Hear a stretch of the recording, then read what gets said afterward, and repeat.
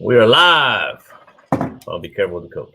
Okay. That stuff. We're good though. Hold on. I'm excited about today's show. Me too. I'm going to go ahead and share this before we go live on the podcast. I'm glad everybody's here. You guys see who's joining me today. It's going to be a lot of fun. I'll go ahead and share this. I'm going to tag you, Ma. Getter. Yeah. Tag everybody here. Go down the line. Right.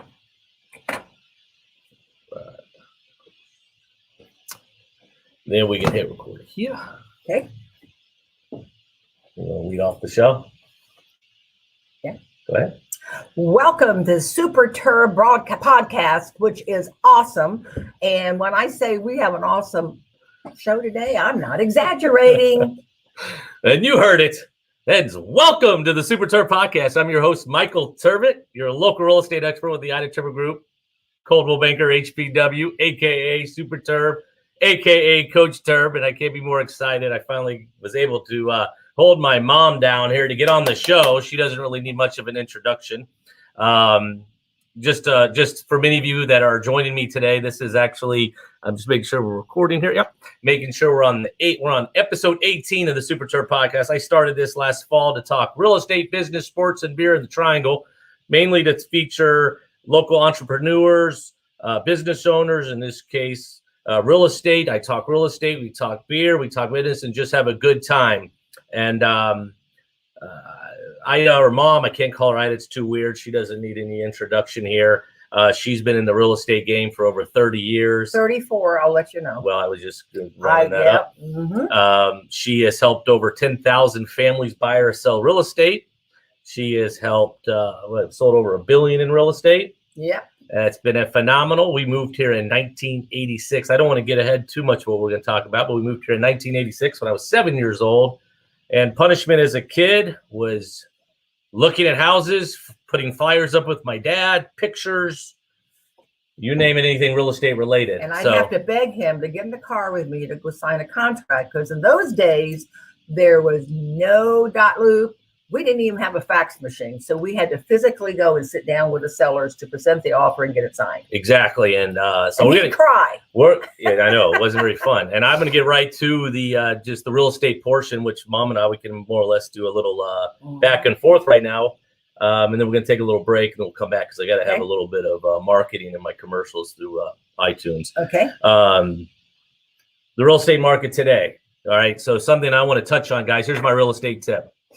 We all see the coming soon signs. Now, a few months ago, coming soon actually meant coming soon to where you could actually get into the house. People would market their homes live, coming soon, and people would then circle a date in which we could go in and schedule and see a showing. As a matter of fact, we got one going live Friday. We're helping clients.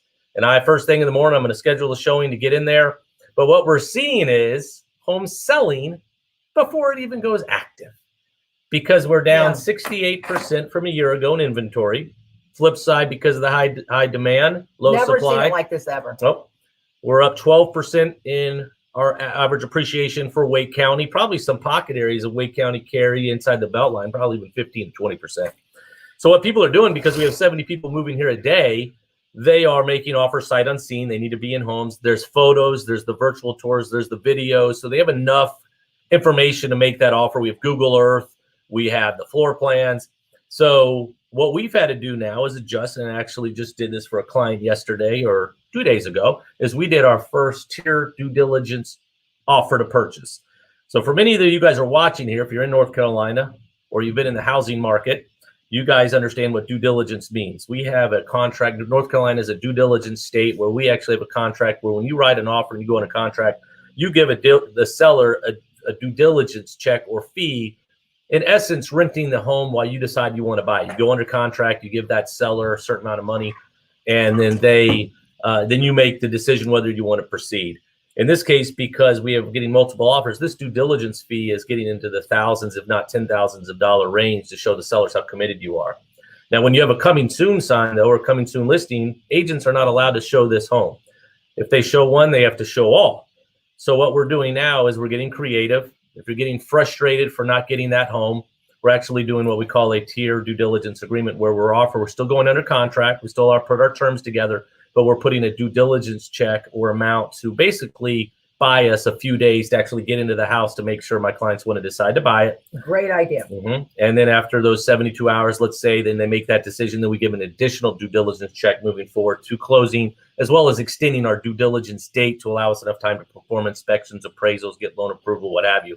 So that's what we're seeing in the market. So in saying that, I'm talking to a friend of mine today that's trying to sell a home out of state, or it's a little bit out of our area, for a family member. And he's like, well, my friends, my wife's friends, high school's neighbor is an agent, and they're helping us. And I just stopped him right there. Guys, there's no time. In today's market, I always say who you work with matters, right? There's no more evidence than this is who you work with matters in your largest investment. Make sure whoever you hire, hopefully that would be us, but you are talking to people and knowing what they're doing, what their production is, and what they've seen in this market to help you win.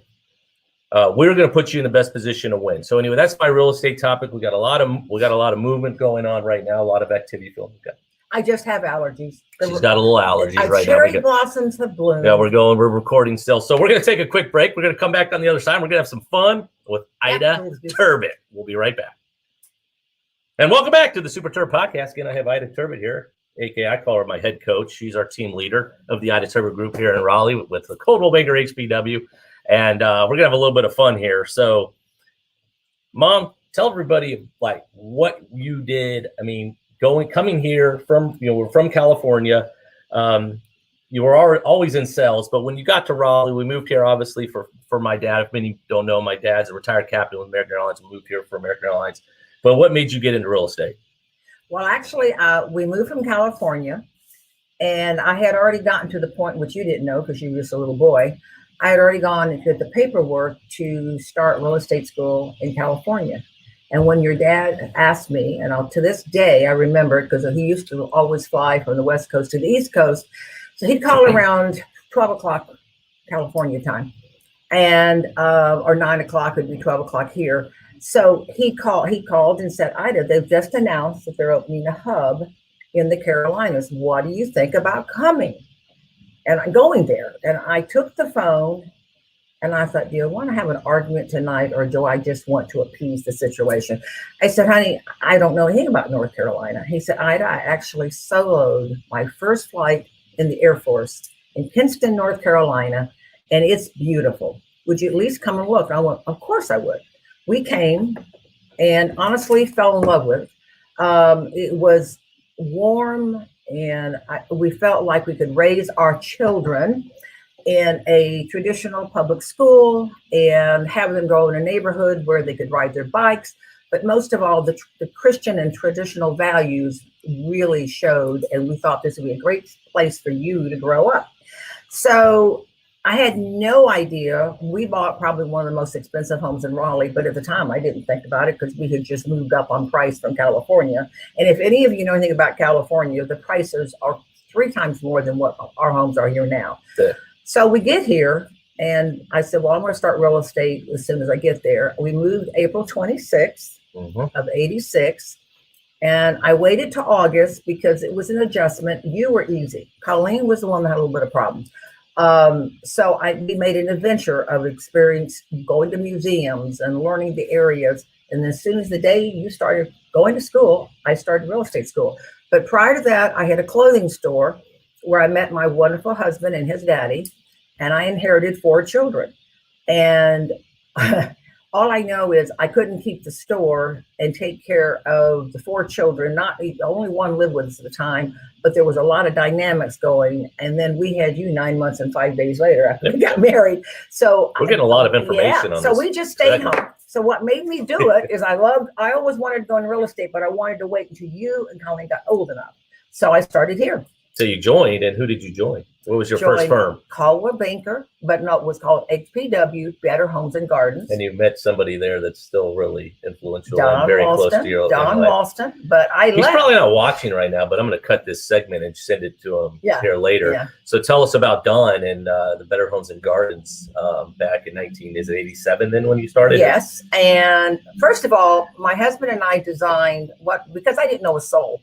And also, I'm a little embarrassed to tell you, I didn't know how to read a map at 38 years old. I said, I don't know what I'm going to be doing. I don't know how to read this thing. So we created a very basic brochure that he put in every crew lounge. And the crew lounge means that's where the pilots, flight attendants, and mechanics go. So every place he landed, he had a pop-up stand and put the brochure in there. And it said, thinking about moving to RDU.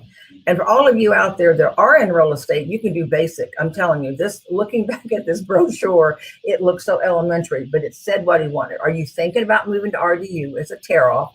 I had the tear-off come to the house. And in those days, we didn't have cell phones. So I had to call everybody on the landline.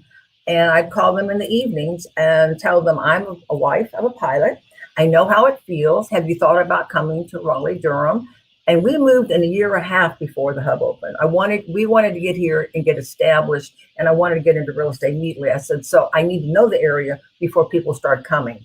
So the first year, everyone but one person was a pilot that came. And but your father would draw everywhere I was going to go. And I have a little secret. I pick people up at the airport and I'd say, I want you to learn the area. I give them the map and I tell them where we're going. And when they did, they thought I was teaching them the area. What they were doing was telling me where to go. That's still happening today. That's still happening today. I somehow still drive everywhere we go, which is fine. But that's how and what was the average sales price then when you started? $88,000. So the average sales, that was the average sales price then. So now the average sales price today is $405,000. Yeah, ours is higher with our team, but for the for Triangle MLS, yes. So wherever is what we've seen is the growth is pretty amazing. Talk about Raleigh back then. Small. I came from the Bay Area where I was used to very elaborate, anything I wanted shopping I could get. The restaurants were very basic. Angus Barn was here. I'd ask people, where should we go to eat? And they'd have you gone to Smithfield Barbecue? Well, I don't like barbecue. But Smithfield, we like it. We love Smithfield. So anyway, Winston's opened. And for all of you out there, we go to Winston's. It's like going back home every day. Got to get him on the podcast. I'm telling you, Will. They've been hard to catch. That's right. We're going to actually do one with him. And so Winston's came and the restaurant started evolving. The building started to evolve. And Raleigh just started becoming a very, very popular place to live. And I would live nowhere else. I just love it here. For anybody, guys, we're watching right now, we've got several people watching. If you have any questions, too, for Mom, just type in the comment and I'll bring up your question on the screen. So we'll have some fun there. Something I always kind of laugh about is I remember being young and them talking about 540. And I think Kathy Daly was the agent that helped us. She was the developer of Penonia. And I remember her saying, that's not happening. This is Raleigh. 540 is not coming here. At least that's what I remember. I could be wrong. So do you remember 540? And I remember when it's got here, but as far as developing, and it's kind of just amazing to see that growth. Well, when it started, number one, we were told they think there's going to be a proposed freeway called 540, but we don't think it's coming. Well, it came, which is great. And one thing that we had to learn to do in real estate is we had to disclose that it was going to be proposed, but we're not exactly where it's going to be because it wasn't to scale on the map, but it was on the map. But it really opened a lot of opportunities for people because people come from large cities. The way I would go to the airport years ago is they actually had signs with a little directional saying to airport, because I picked your dad up for the first year and a half in real estate and at the airport when I pick him up. But it opened up a lot of opportunities. Say hey to Joelle. She's watching. Hello, Joelle. Cool. So you started in '87, and obviously I think you won Rookie of the Year your first year. You really just didn't know Rookie otherwise. Rookie of the Year internationally. Yeah. So what propelled you to your success? Like what motivated you to, help people, but not only like reach your goals? Did you have goals when you first started? My goal was I was going to sell a house a week the first year, which I succeeded. I ended up selling about 60 houses the first year with no one to help me. And a little bit different too back then. That's right. What the contract? What was that like? Was 2 pages. 2-page contract, guys. No inspections. No inspections. There was no agency. Everyone was nice. Everybody. Not saying people aren't nice now, but it was totally different. There was no agency. So you work for the seller. To this day, I will never get one. So when I went to real estate school, George Bell was my teacher. And I argued with him. I said, I'm working for the buyer. I'm not working with the seller. And he said, Ida, just learned the test and put down your work. And sure enough, it was on the test. But it was, I lost my train of thought. No, you're good. We're talking about the contract. So the contract That's how was it's evolved. Yeah. 2 pages. Then it went to 3 pages. So we had to have carbon copies. Yeah. And then And you didn't have a showing time or anything back then, huh? we We didn't have showing time guys. You call the front desk. Up front desks. Everybody represented the seller too, right? Everybody represented the seller, but the difference is half the time the agent sellers didn't know you're coming because you'd have somebody at the front desk answering the phone. And this is strictly phone duty, okay? Yeah, phone duty. So they would show up. Right, we'll try not to tap the table sorry. here. And so this is how it is every day here, though. We're fine. So all I'm saying to you is it was totally different. It was in some ways more fun because the sellers would meet the buyers. You could talk about everything. And then agency happened in 95 where we had to be very understood that we work for the seller or we work for the buyer. And that was when the sellers and buyers stopped meeting each other. So you were at Better Homes and Garden for 1 year. Then you were 18 months. 18 months. Then went to Remax. And correct me if I'm wrong, you were the 9th member to join Remax in this area. 9th in the Carolinas. 9th in the Carolinas. Because Remax was. She was the 9th member to join in the Carolinas for Remax, guys. All right. So just put that in perspective. Then you were with Remax for how long? I was with them for 18 years. Okay. And then I went to Keller Williams. And all these companies are great. But literally, I'm back because Don Walston, he called me and said, I want you back. What do I have to do to get you? And I got to tell you a secret. When I left, he told my broker in charge of Remax I wouldn't last 18 months. He said, she's a pilot's wife. She's not going to make it. We got to get Don on the show next. Every time I'd see Don, I'd say, Don, it's been 18 months. Now it's more than 18 months. Don is, it was. And we are best friends. So I introduced him to Laura Bromwell. So when I say I love him. So anyway, he literally came to the lobby of Keller Williams. And so you kind of jumped over that. Okay, sorry. All right. So you were at Remax. Then this Keller company Williams. Called Keller Williams started, they were around, and a gentleman named Gary Keller. I remember, so just to give you a little bit of history on my part, I was coaching college basketball. I said, all right, I shocked mom back in 2005 and said, I'm going to come back I want to join real estate. Obviously, first I thought he was going to tell me Leslie's pregnant because they just got married a year before. That was a few years down after that. But what I was growing up in it, I just said, this is, Mom, it's easy. I'm going to just have buyers and we're going to sell things. And obviously I learned a lot coming in, but I remember getting a call from Gary Keller because you guys were getting interviewed to join the thing. They were trying to. And I got a nice relocation package. So anyway, so that was cool. So you joined Keller Williams. How long were you with them? And Joe Williams was there very influential in that too. 2006. And then we came back to HBW in 2011. So, and then we had the financial crisis, the recession, and you kind of gone full circle with Don coming back. And it's hard to believe we'll be with HPW for 10 years. Yeah. So let me also say this to you. Some people will say to me, why don't you have your own company? I do. We have our own company within the company. And I love being with Coldwell Banker because of the international opportunities of relocation. But Coldwell Banker is the #1 company in the world. And I've always been part of a large company. And we very closely, almost, Colleen was looking with me. At that time, you had just gotten started. We were looking for a building that we could buy either in Falls and News or Six Forks. Because what happened was it wasn't a recession, it was a depression. Yeah, financial crisis. It was horrible. And we were told that we were going to have to vacate our building with Keller Williams. And it's, it happened to so many people. It wasn't the company, it was that. So anyway, to make a long story short, we had a lot of companies calling me, asking me to join, but Garrett, that was part of the package, though. Right. They said, if Terb comes, you can come. That's right. That's right. That was it. They said, Terb come. Don called. And he says, Ida, I lost you before. And Susan Holbrook. I remember them sneaking us into the building. That's right. We went into the corporate office, remember? Yeah, we snuck us in. So he said, and I was driving Colleen, and at the time I had Greg, who was an awesome person. He worked for me in marketing. And Colleen and Michael were with me, of course. And Don says, I want to take you to lunch. Well, they wanted to go. And I said, I said, no, this is like Match.com. I haven't seen them in a long time. I just want to see how it goes. We had a 4-hour lunch at Winston's. I cannot tell you how many major decisions I have made at Winston's. You don't know. If you don't go to Winston's, you need to go. It's one of my absolute favorite We'll give restaurants. Winston's a plug when That's I right. post this. So we decided to come, and in a matter of 2 weeks, they painted the office. They moved all my furniture in. We came in late at night. No one knew who was coming in, and we surprised everybody. And the very first, that was when the newspapers were out, guys. He put on the front page of the real estate section, Ida is back. Ida is home. And best decision I ever made. I have a question here.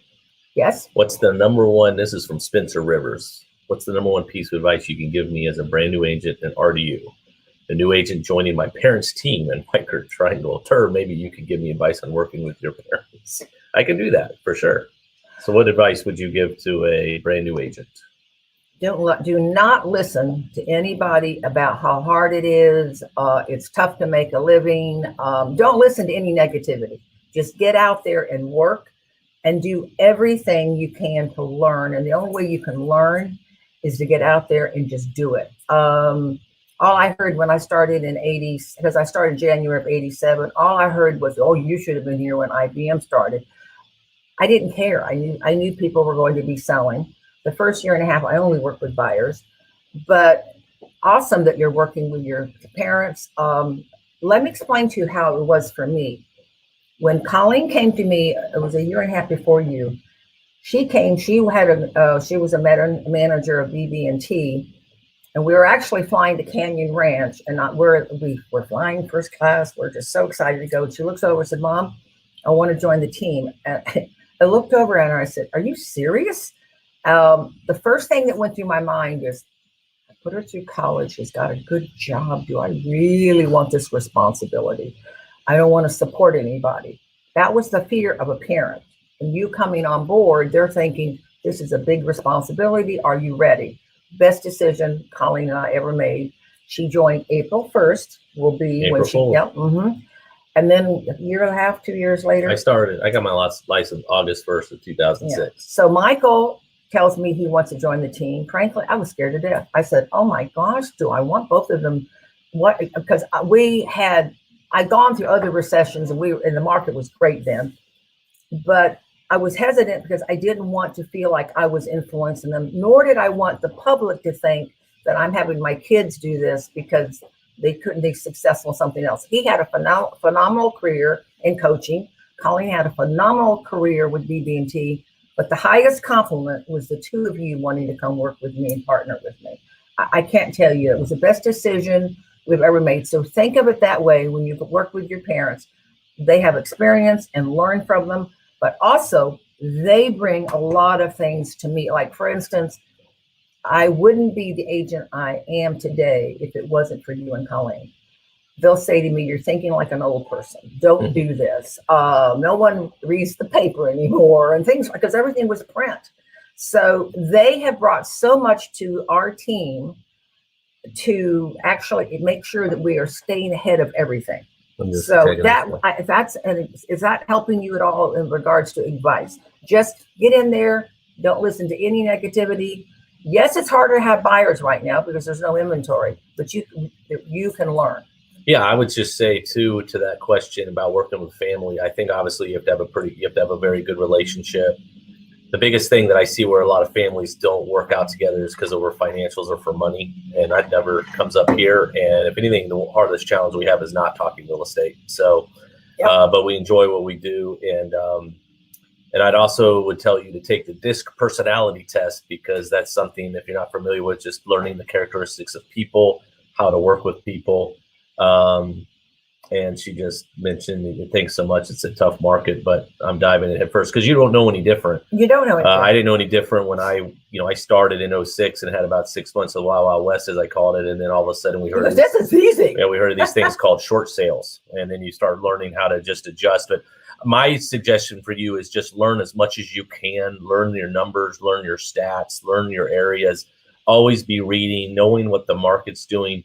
Because when you go into a situation because everybody looks at this business and it's, that everybody can do this. Obviously, everybody can sell their own home, but they don't know the ins and outs and how you wake up every day unemployed in this business. But to be the expert is the key. And I just enjoy doing that and helping people. So just always be learning. Once you stop learning, that's where I think you can lose your edge. I'm going to a seminar in May. I also hired my first professional coach, David Kesey, a few years ago. I also have another coaching program I'm in. I'm always trying to get better with the accountability. So just if you don't know any different, just go in there, work, and put yourself around good people in the right mindset. So another thing is when you're working together, when I say Michael and Colleen are we are so close. And my sweet hubby's on there. Hi, honey. We're so close. Sometimes I have to take suggestions that I don't want to hear. They'll say, "Mom, listen to us." And some of the best advice came from Colleen in 2008 when I realized that the recession was not going to be short-lived. And she gave her background was in finance and banking. And she truly helped us to continue to hang on, because there were so many companies that were filing bankruptcy, people losing their homes. And we just buckled down as a family and learning together and just working together. And it's the neatest thing, talking to Colleen and Michael every day, being with them. And we're just a real close family. What kind of not backtracking, but when you started, how many years did you go until you hired your first assistant? And then talk about starting a team. Like what made you do that? Because I know a lot of people may be listening to this or watching. I don't think you guys quite understand, if you've just started or you're listening to the podcast, the greatness that is sitting next to me, and the fact that I grew up as her son. So I just always knew Mom as real estate and what she did. She was always there for us, but she just made everything look easy. But I think for people to realize, you were top 3 internationally with RE/MAX. You're number 1 in the Carolinas. The amount of volume you've done, and majority of that early on, you were doing yourself. The first year and a half, I wasn't a listing agent, and I'd see the same signs over and over again. And I go, I've got to get listings. But the first year and a half, I was by myself. And if anybody knows me, I hate paperwork. And I'd work to the wee hours of the night doing my paperwork, making sure things were correct. And then I was with RE/MAX, and Joe Tanahay was the broker in charge at the time. He said, "Ida, you got to get an assistant." I said, "How? Well, I don't have time to get an assistant. I'm too busy." So we put for an assistant. And so we put an ad in the paper. I know you don't know what that is. And I hired. It's like boosting an ad on Facebook. That's right. Pat Hilliard was my first assistant. She was my saving grace. We looked alike in a lot of ways. We talked alike. And if anything, it was so hard to hire an assistant because I'd lean over her. And she'd write something. I'm watching. She goes, "Would you let me do it myself?" And I said, it was so hard to let go. I hired her first. Then I started doing listings. She worked on the listing side as well as the buy side. But then the following year, I hired Benita Mioli.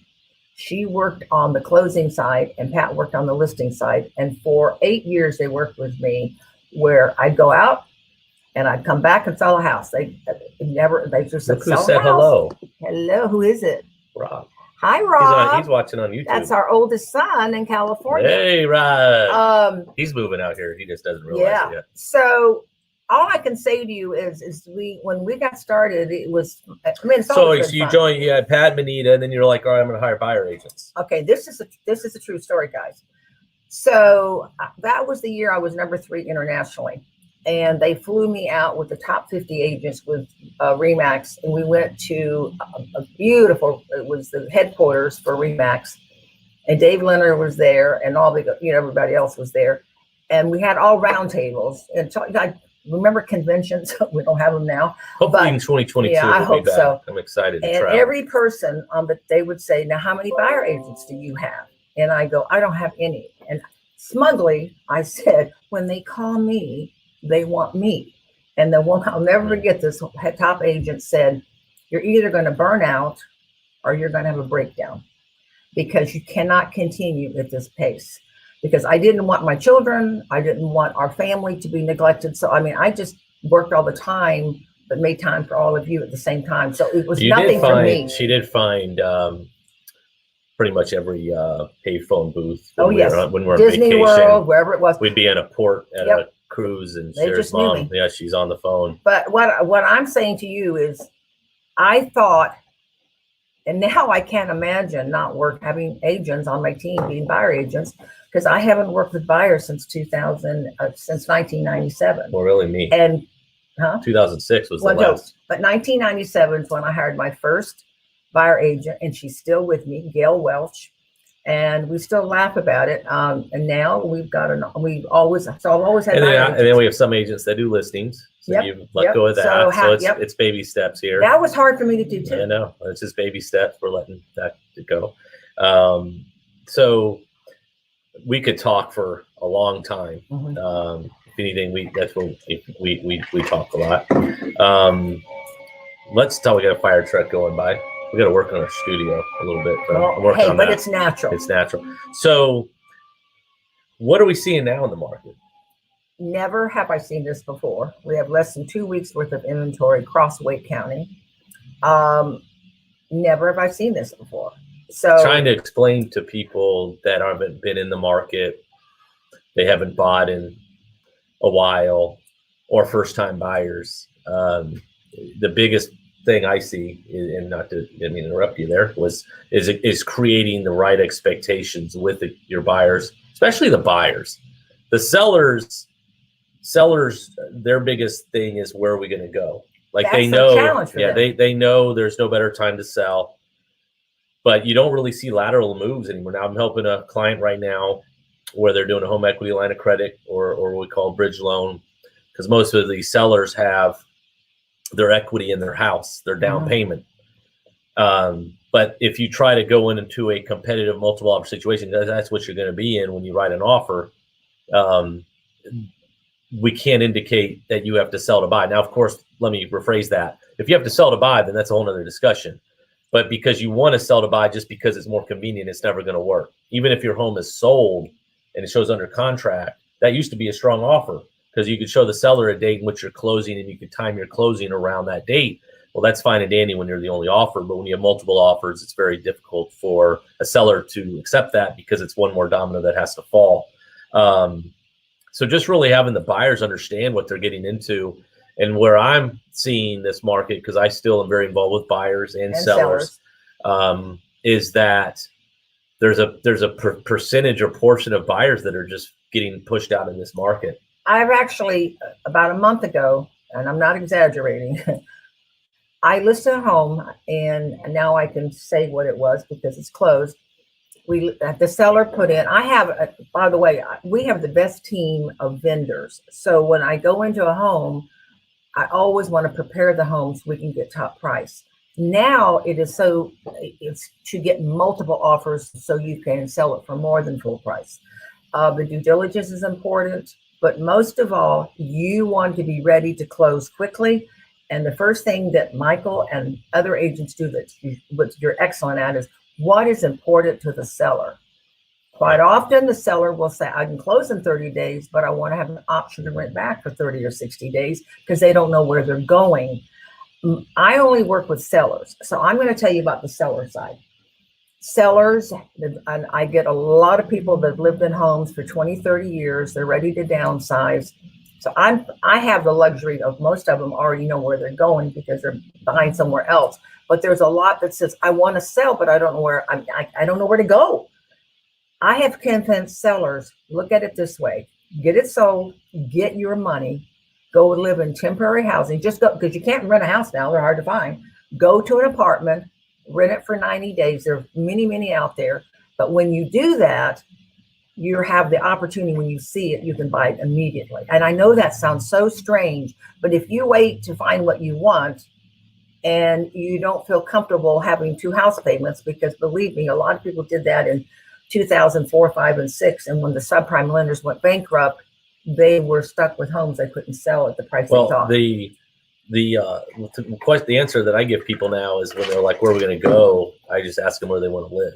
Right. Because one thing that with COVID over the last 12 months has done is we've had to work. We were blessed that we were, from our governor or our state is that we were deemed Essential. essential, so we could help people buy and sell. I know several agents outside of North Carolina that wasn't the case, and they were very restricted what they could do.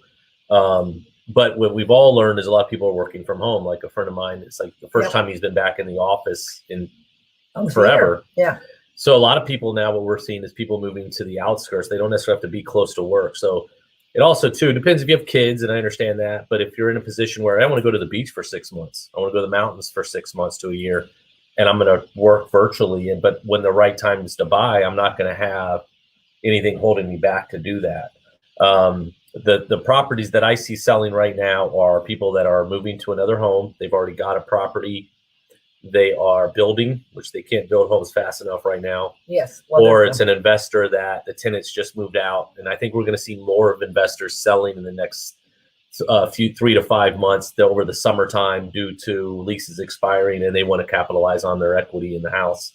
I was going to say something that I feel like what I want all of you to hear, that it's a seller's market now, but it always changes. So as a buyer, we have them.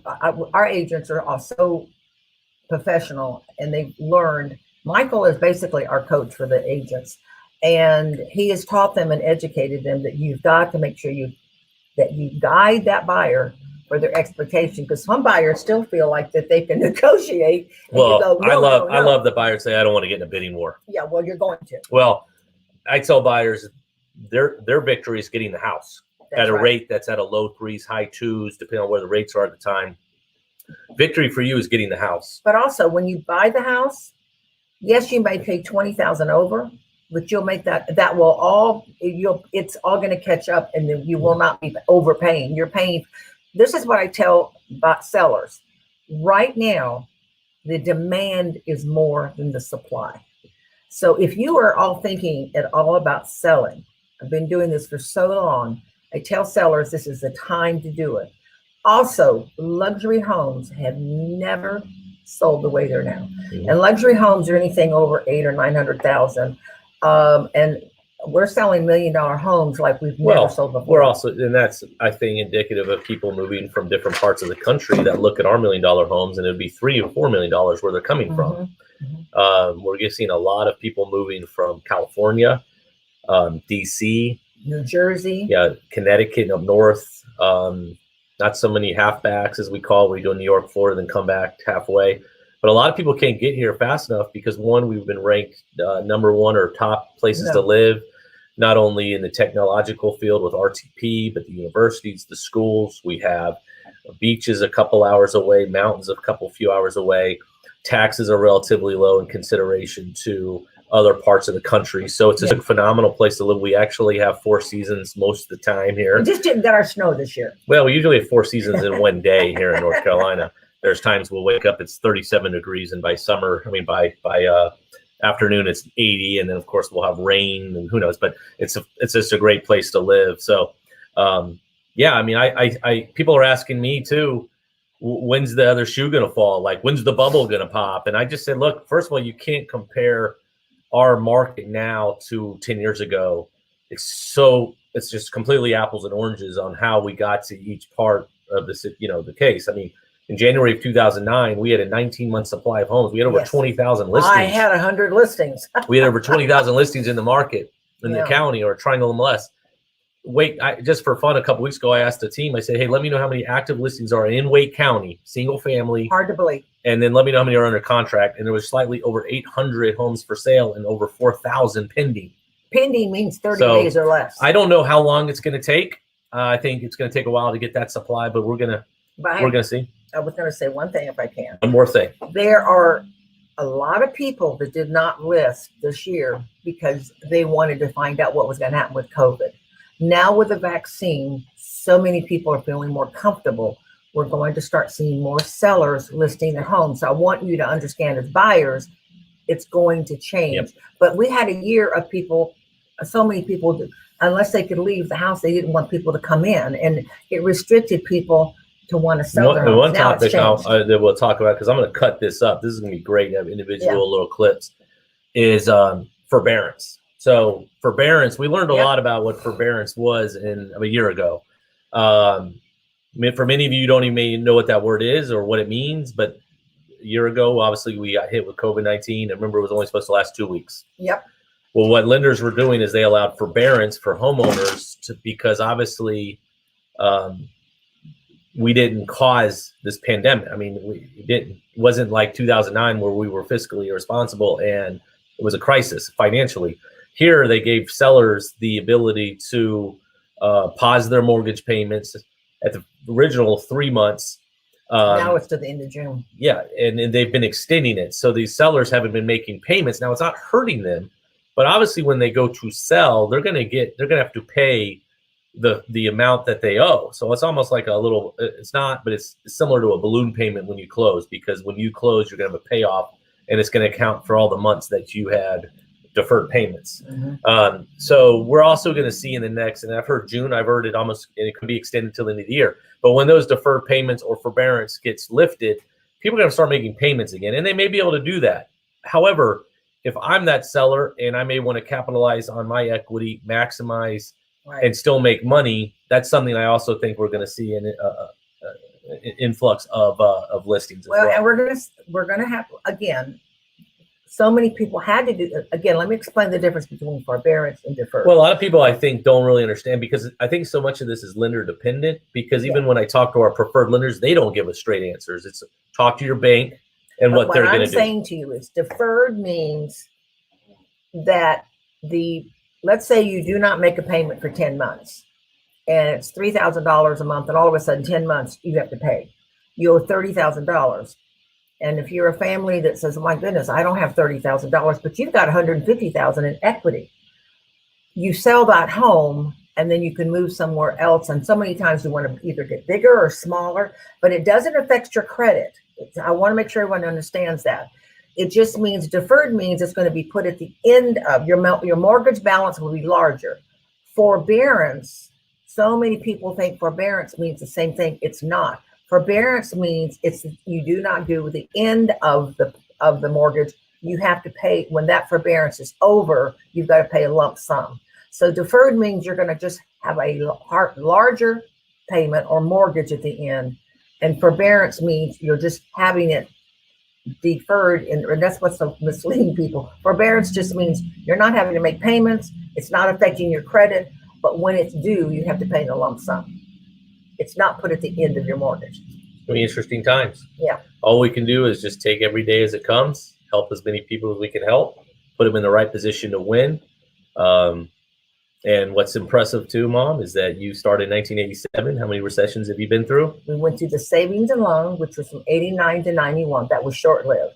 Then we went through, they call it the high-tech recession. Our recession started in September of 99, and I could see something was happening. We had a lot of layoffs. That was the dot-com. Yeah, basically. it was, yes. But then when 9/11 happened, it really went into full force, but it only lasted from 99 to 2004 to 5, which again, a long time seemed that time, but it was short-lived. Then we took off, and then subprime lenders went bankrupt July 21st of 2007. And Miss Tammy Rowe was a dear friend of mine and a lender. She called me and said, Ida, how many homes are you have under contract right now? And I said, 50. She said, how many closings do you have today? And I remember I'm standing in the hallway of my other office, and I said, 3. She said, make sure they get recorded, because we went from 50 closings down to 5 because everything was backed by subprime lenders. Yeah. So, and now you've gone out into that, and now we're into, I mean, what I'm getting at is when you're great at something, you adapt to the market. Exactly. I became a short sale specialist. You adapt. You're a chameleon. It's like my wife will ask me, "Are you ever concerned?" I'm like, no, because I know I'm good at what I do. You're excellent. You're not good. You're excellent. And I also know this is a relationship business, and people are going to gravitate and always want to work with good people. So I always like in being an agent, we're problem solvers. And so my background being a coach, we're always thinking and helping people win. And we may not win all the time, but we have a pretty good batting average. We've got a pretty good percentage of that. So I'm going to say one thing. People, when you work with them, know if you sincerely care. Right. I cannot tell you how many times I've gone to list a home and I told them they shouldn't sell. Mhm. And they go, don't you want to sell my home? I said, yes, but this is not the best time for you. Or I tell them, I'm always honest with people and want them to know I treat them the way I'd want to be treated.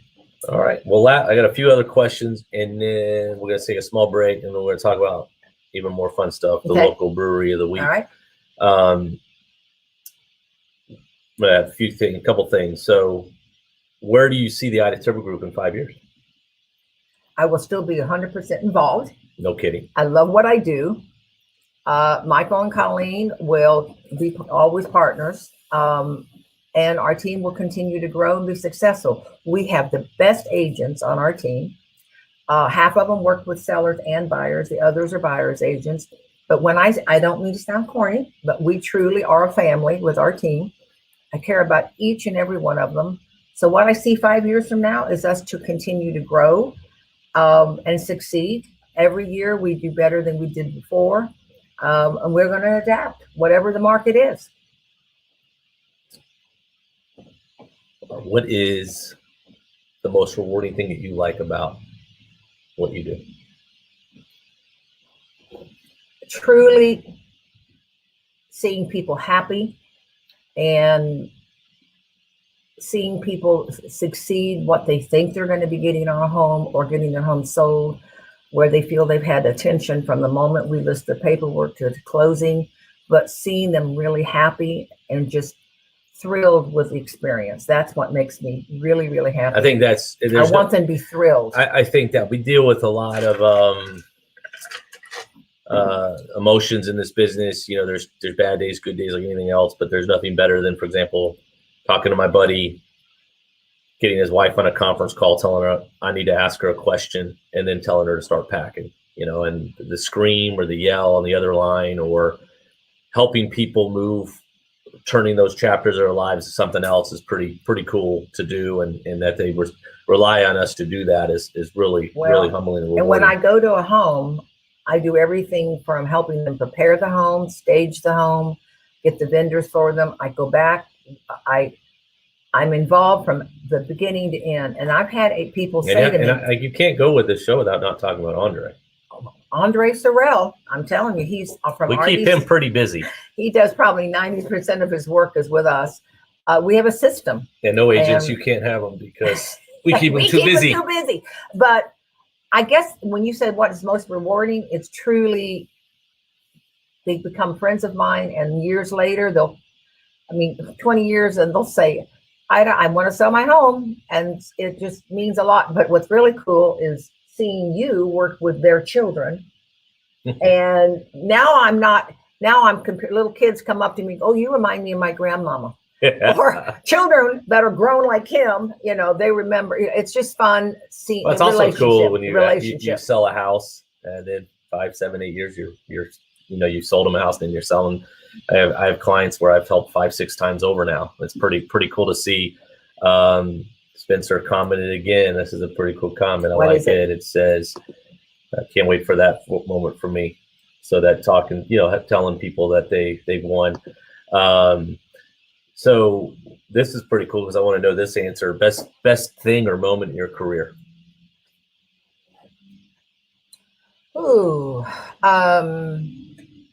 when I was up on stage and I was number 3rd internationally with RE/MAX, I worked so hard. But also being number 1 in the Carolinas, Pat Cross, she was another agent with RE/MAX. And I was Susan Lucci. For 10 years, she beat me. I was number 2 with RE/MAX. She'd be number 1. So when I succeeded, went up on stage, it was a personal goal that I had. Moment. It was a great moment. I think another thing is financially being able to do I always wanted you kids to have the things I didn't have. Being able to just be able to have that financial freedom. It's not a time, but it's mainly where I was able to do what we wanted to do. Exactly. And then lastly, what is the best advice you've ever been given and by who? I asked every guest on the Super Terb Podcast this question, and I get all great answers. First of all, your dad. When I got into this business, he just always said, and he always says the same thing, just do the right thing and tell the truth. And whatever you do, never, ever, ever try to cover something up. Always be 100% honest. And I have always followed that. Your dad has always been my back, and I make a joke, but he's the wind under my wings. He's very, I'm the talker. He's the one more conservative. But he gives, yeah, that'd be great. The best advice that he gave me was always just tell the truth, be honest, and everything else will fall in place. Another thing he told me when I first got started, he goes, Ida, result all that matters. Keep doing what you're doing and you will succeed. That's all that matters. Results show what you're doing. That's great. I mean, one thing you've told me is take money out of it and do the right thing. That's right. I think a lot Many of people, a time, yep. Trying to do the right thing. That's always key. Well, cool. This has been fun. We're not done yet, though. Okay. We got to talk about the local brewery of the week. Okay. So, but if you guys have any questions, I know that we could go on forever. We obviously love what we do, but if you have any questions, whether you're a new agent, agents in general, you are looking to buy, you're looking to sell, shoot us a message. We're here to help you guys in any way. It's amazing too, just the calls or texts we get on who do we need, who do you know that can help us paint or do a renovation or landscaping. Go to our website. We have great vendors. We're here to help you guys in any way. So going to take a quick break. And on the other side, we're going to wrap up the show and we're going to talk about the local brewery of the week. Great. And welcome back to the Super Terb Podcast. Again, I'm your host, Michael Terbet, your local real estate expert in the Raleigh-Durham Triangle area, a.k.a. Super Terb, a.k.a. Coach Terb. Have Ida Terbet, a.k.a. head coach, still with me. And everything, what I've been doing with this show, because I do like beer. I'm trying to monitor that my best I can. But I try to highlight a local brewery or local beer of the week here in the Triangle. And because we have so many good options in today's local brewery, because I don't have any beers with me, but the local brewery of the week is Linwood Brewing Company. They're located, they actually have a tap room on East Whitaker Mill Road, and then they have a restaurant right off Glenwood, near Lynn Road in Glenwood. They were established in 2004. But they have a phenomenal tap room. I love their beer. Probably my favorite beer is called D's Coconuts. I'm not making that up. It's a coconut porter. You have some in our refrigerator. Yep. I have a coconut porter. It's 6%, so not too strong, but it's delicious. So go check them out. If you go, tell them Terb sent you. I think you love it. Make sure we continue sport. I know we've now raised the capacity of restaurants. We're hopefully slowly getting back to normalcy. I know we have some time to go there, but go check them out. Support local. Always call ahead though, just to make sure they're open or they have the right hour. So I'll make sure I have their contact info in the comments. But as always, I always like to plug my friends Taylor's Wine Shop in North Raleigh, Six Forks Road. They are directly across from where I grew up, Pannonia. I always make the joke that was the street I couldn't cross. Till he was 16. Yeah, it's been there a long time. It's been there over 40 years. Yeah, I could drive across. So I couldn't go across the street. And then another place that I love to go is Dee's Bottle Shop. I live in Bedford in North Raleigh, so they're right by Wakefield Tavern, another great establishment, but they have local beers on tap or, beers from all over. You can get growlers and, pick up what you want. So go check them out again and tell them Terb sent you. Is there anything else you want to say? I just want to say how proud I am of you and Colleen and my team. And we're only as good as the people we surround ourselves with. And the people that work, I'm going to plug the people that work for us. Lauren Setzer is our closing manager and office manager. She's phenomenal. And Katie and Rachel, they work on the listing side.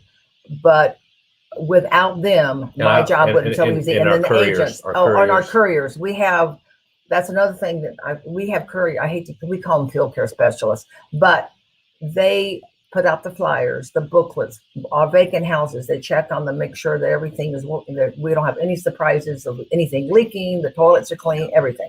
But you're only as good as the people you surround yourself with. And Michael, I couldn't be more proud. Well, thank you. That means a lot. No, I've had a good time with this. And so anyway, guys, I can't thank you enough for joining us today. This was a lot of fun. We may actually need to do this more often. Yeah, that's awesome. So make sure you guys, if you can, please subscribe, iTunes, Spotify. Please like my Facebook page, my Facebook business page, YouTube.